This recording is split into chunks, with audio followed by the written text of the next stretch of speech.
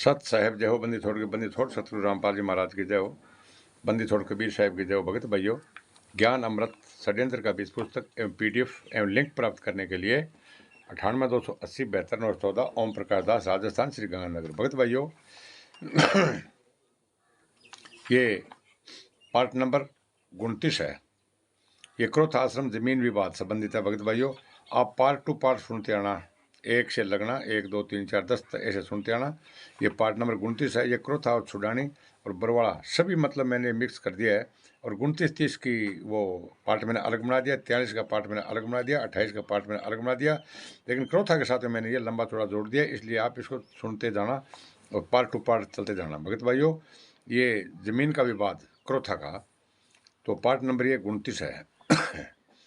Doctor Avinash चंद्र दास एवं doctor सपूर्णनंद के अनुसार आर्य शपथ सैंधव प्रदेश यानी कि भारतवर्ष के उत्तर पश्चिम भाग से आए थे। ये इसे आर्यों का आदि देश कहा गया है। पंडित गंगानाथ झा ने बताया कि आर्य ब्रह्म देश यानी कि वर्मा, थाईलैंड और म्यांमार से आए थे। स्वामी दयानंद सरस्वती जी ने आर्य समाज का प्रवक्ता माना जाता है। बताया कि आर्य तिब्बत से आए थे। विद्वान मैक्स मूलर ने बताया कि आर्य मध्य एशिया से आए थे। सुनेरा के हिंदू दक्षिणपंथी मानते हैं। भारतीय सभ्यता उनके नकली है जो खुद को आर्य कहते हैं। यह घुड़सवारी करने वाले एवं पशुपालन करने वाले योद्धाओं और चारवाहों का एक घुमतू जन जातीय थी। हम जानते हैं कि आर्य समाज की स्थापना स्वामी दयानंद सरस्वती ने 10 अप्रैल 1875 मुंबई शहर में की थी। भगत भाइयों, इसकी स्थापना का मुख्य उद्देश्य हिंदू धर्म में फैली विभिन्न प्रकार की भ्रांतियां समाप्त कर लोगों वेदों के सही ज्ञान के बारे में बताना।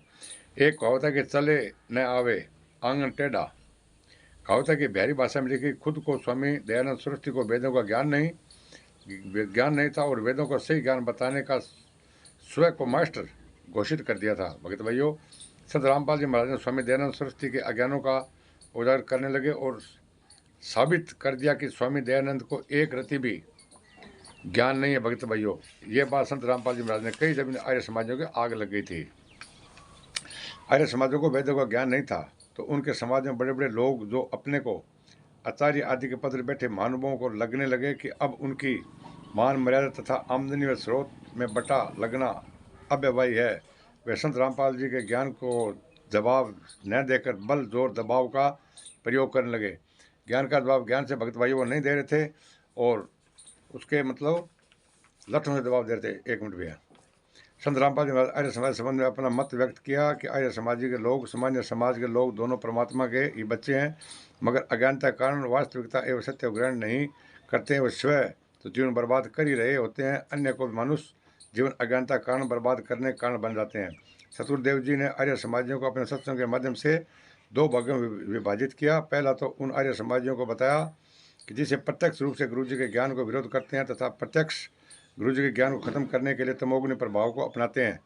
सत्संगों में गुरु जी ने बताया कि अपने स्वार्थ को सिद्ध करने के लिए भूपेंद्र सिंह हुड्डा तत्कालीन मुख्यमंत्री तमोगुणी प्रभाव को अपनाकर क्रोथ आश्रम को खत्म करने तथा गुरु जी को मरवा देने का आशय रखते रहे। भगत भाइयों, RSS SSS गुंडों का साथ छोड़ो, सच्चाई का साथ दो। ज्ञान अमृत षड्यंत्र का बीज पुस्तक प्राप्त करने के लिए 98 280 72 914 ओम प्रकाश दास, राजस्थान। भगत भाइयों, पार्ट नंबर 29 मैंने आपको सुना दिया। लाइक और कमेंट और सब्सक्राइब जरूर करना। साहब